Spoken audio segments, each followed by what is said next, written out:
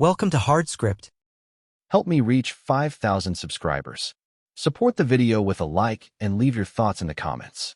She stood in the kitchen doorway, arms crossed, voice steady but sharp enough to cut through the quiet. She said, "My therapist thinks you're the problem."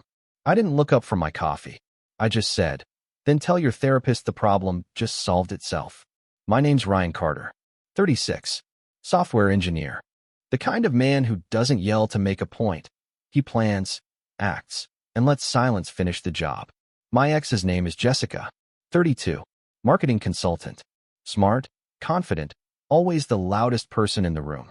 For a while, that confidence felt magnetic. Then it turned into something else, a mirror that only reflected her.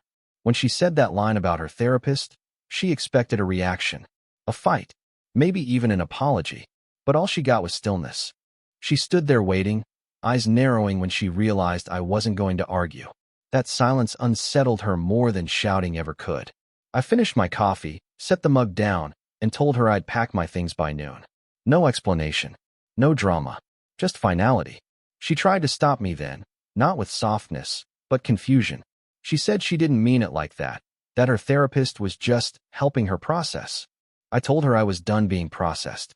Because that's what our relationship had turned into, sessions, not conversations. Judgments disguised as concern. Emotional diagnostics.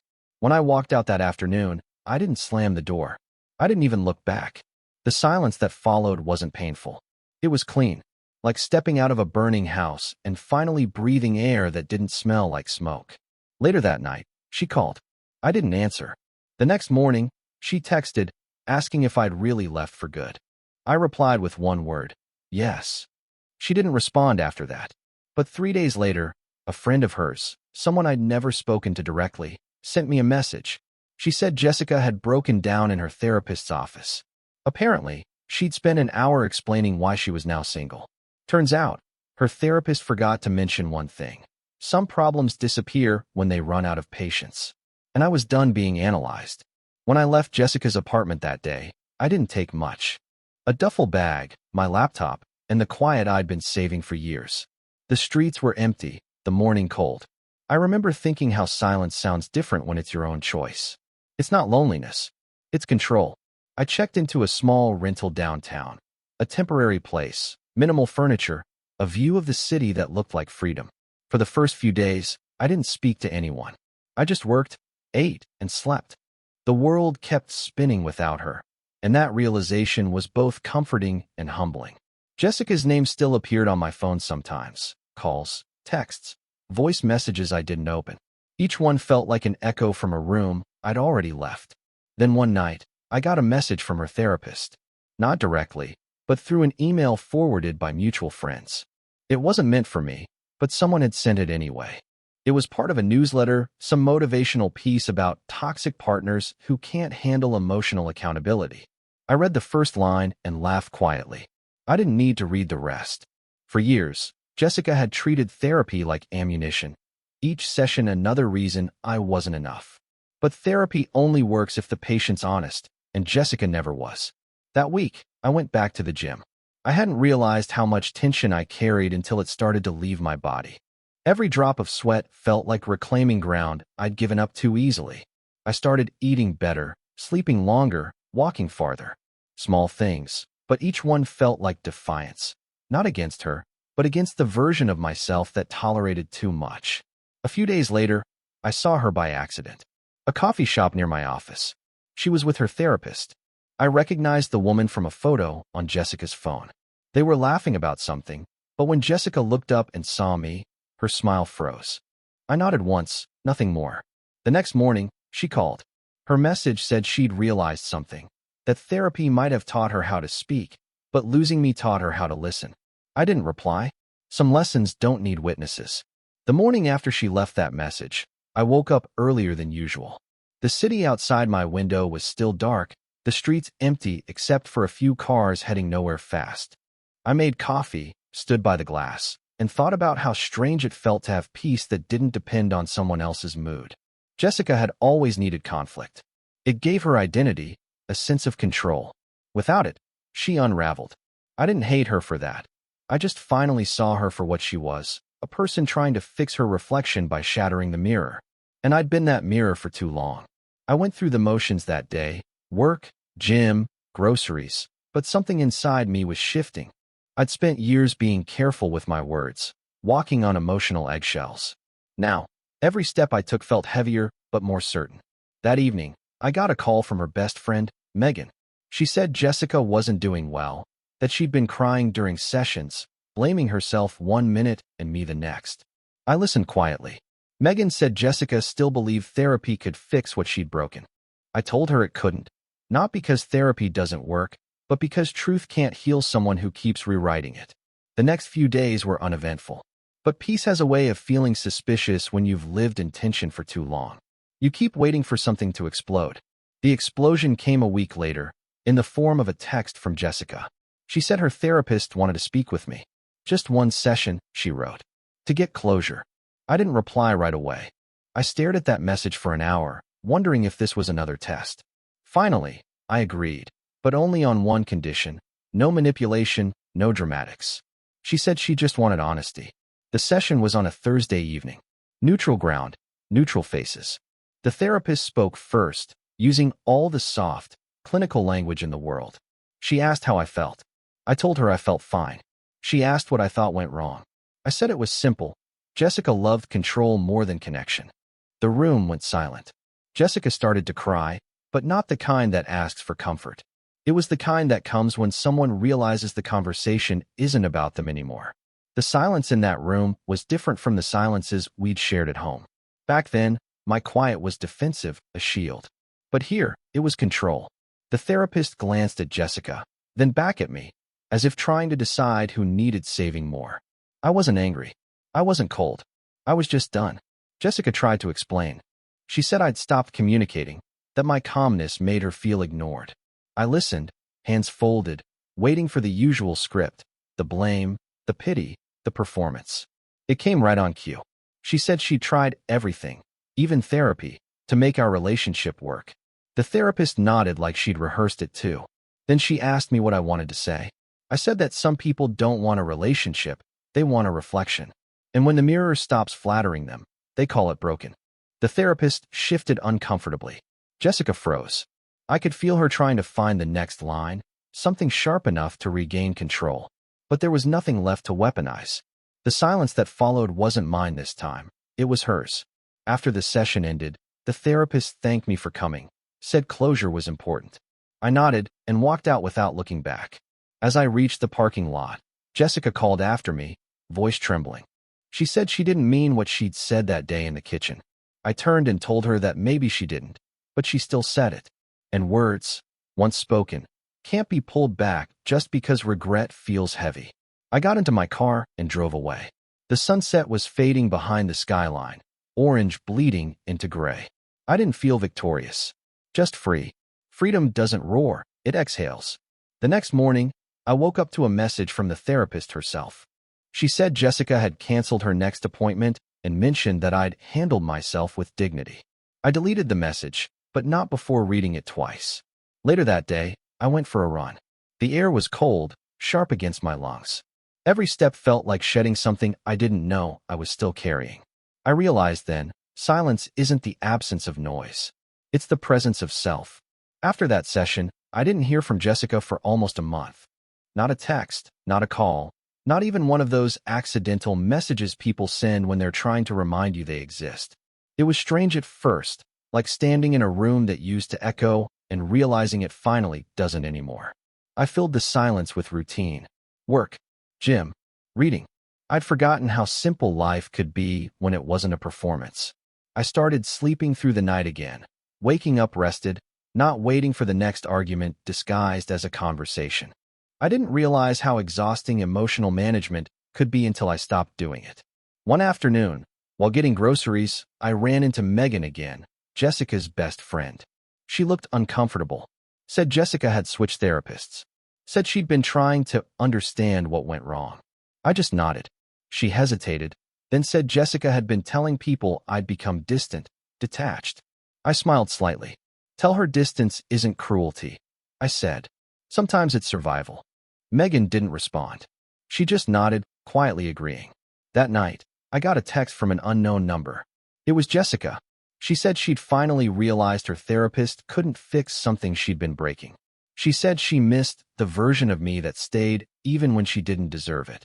I didn't reply, not because I didn't care, but because I finally understood the difference between peace and guilt. 2 days later, I drove out to the coast. I needed to clear my head, feel small again against something vast and uncontrollable. The ocean has a way of putting everything in perspective. You watch the waves crash, and suddenly, human noise feels meaningless. Standing there, wind in my face, I thought about all the times Jessica had told me to open up, to talk more, to show emotion. The truth was, she didn't want honesty, she wanted affirmation. And the day I stopped giving it, she called it coldness. As I watched the tide pull back, I whispered something only the ocean could hear. You can't fix what refuses to listen. Then I turned around and walked back to the car. For the first time in years, I didn't feel like a man escaping. I felt like one returning to himself. When I got back from the coast, I found another letter in my mailbox. No return address, but I recognized the handwriting immediately. Jessica. The envelope was thin, almost hesitant, like it knew it shouldn't have made the trip. I didn't open it right away. I set it on the counter and went about my evening. Cooked, showered, cleaned. By the time I finally tore it open, the sun was gone. The letter wasn't long. She said she'd been thinking about that last session, how calm I'd been. Said it made her realize she'd never seen me angry because I'd never trusted her with my anger. She called it emotional restraint. I called it self-preservation. At the bottom, she'd written, "I hope you find peace." I smiled at that, not out of bitterness, but irony. Because peace wasn't something I had to find. It was what finally filled the space she used to occupy. I folded the letter once and dropped it in the trash. A week later, I got a message from the old therapist. She said Jessica had asked her to reach out one last time. Apparently, she'd had a breakthrough. I didn't respond. I didn't need to be part of her recovery arc.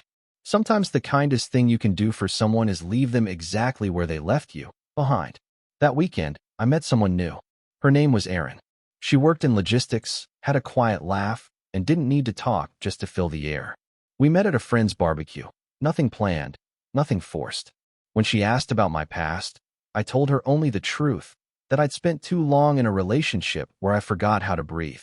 She nodded and said, "Then maybe it's time you exhale." For the first time in years, I did. That night, I sat by my window, the city lights flickering like old memories. I realized something simple but powerful. Sometimes, people will call your calmness avoidance because chaos is the only language they understand. But quiet men don't avoid storms.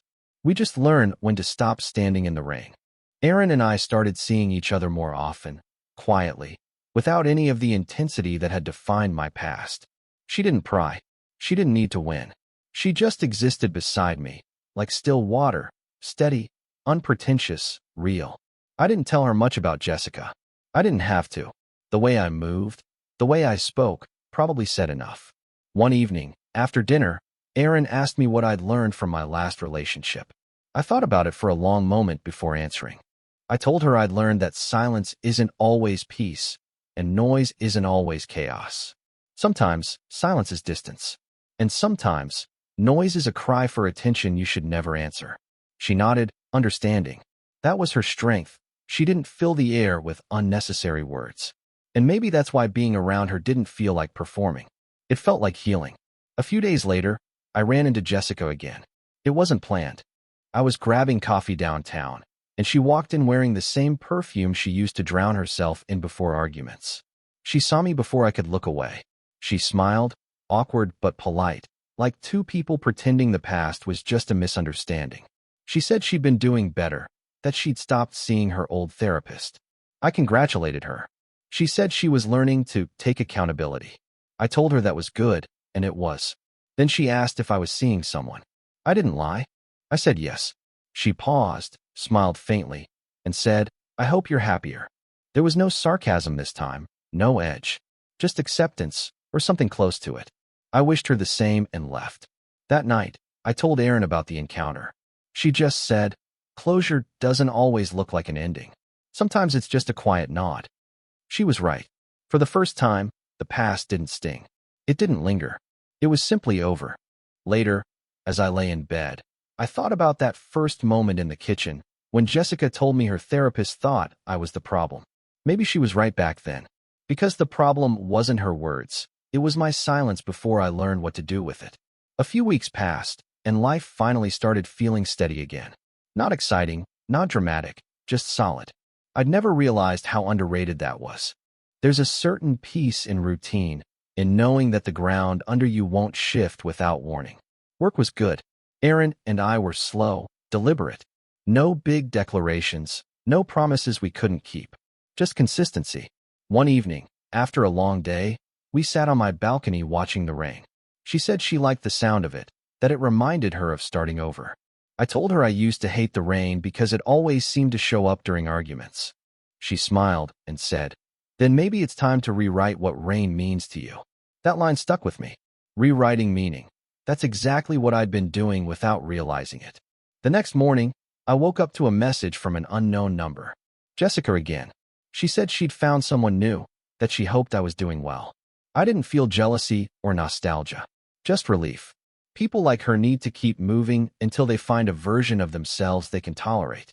I wished her luck silently, then deleted the message. Later that day, I had a meeting downtown. On my way back, I walked past that same coffee shop where we'd run into each other before. Through the window, I saw her sitting with someone, maybe the new guy she'd mentioned. She looked calm. Not happy, not sad, just quiet.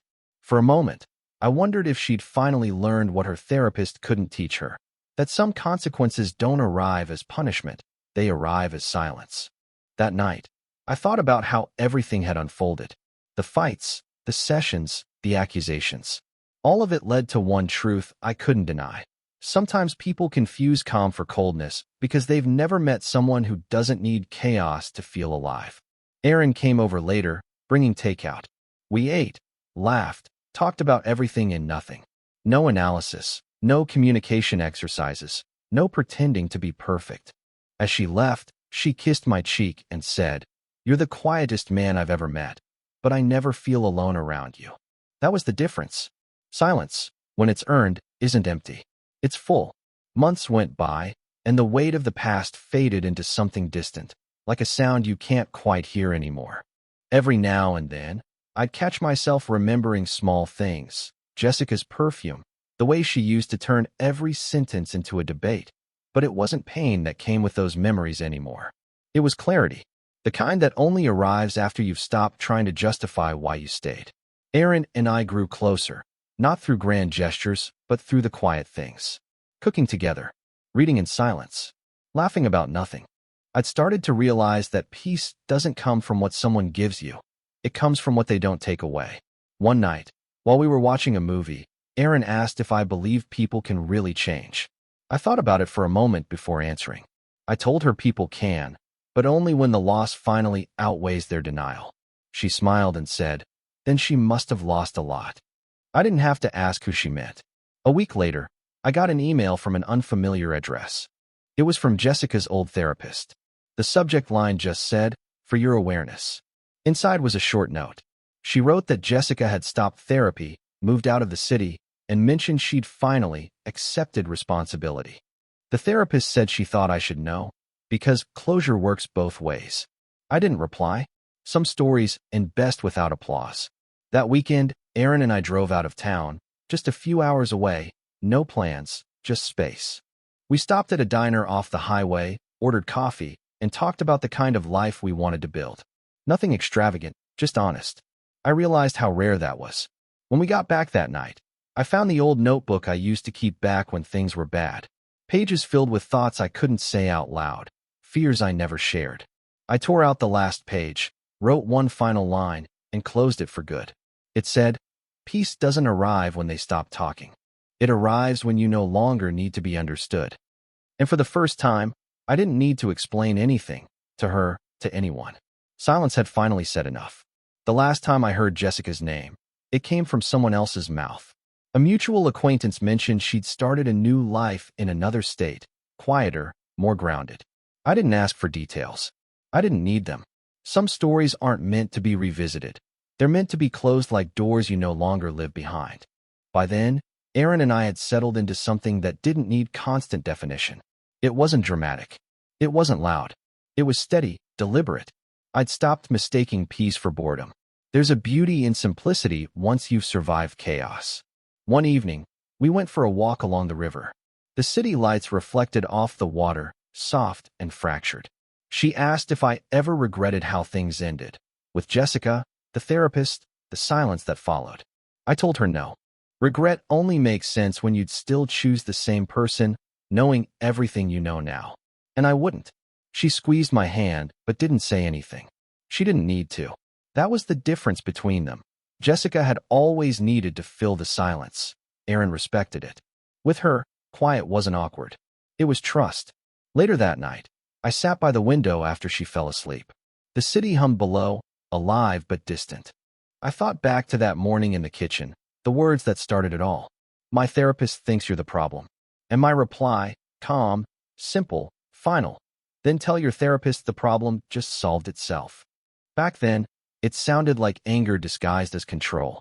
But now, I understood it differently. It wasn't anger, it was awakening. The moment I realized that love isn't supposed to feel like being studied. It's supposed to feel like being seen. I took a deep breath, let the air settle in my chest, and felt something I hadn't in years. Absolute stillness. Not the kind that comes from absence, but from presence. From knowing you've survived what tried to define you and came out quieter, stronger, unshakable. That night, before turning off the light, I whispered to myself the truth that had taken years to earn. Silence doesn't end relationships. It reveals who was listening all along. Real men don't explode. They exit. Subscribe for more power stories.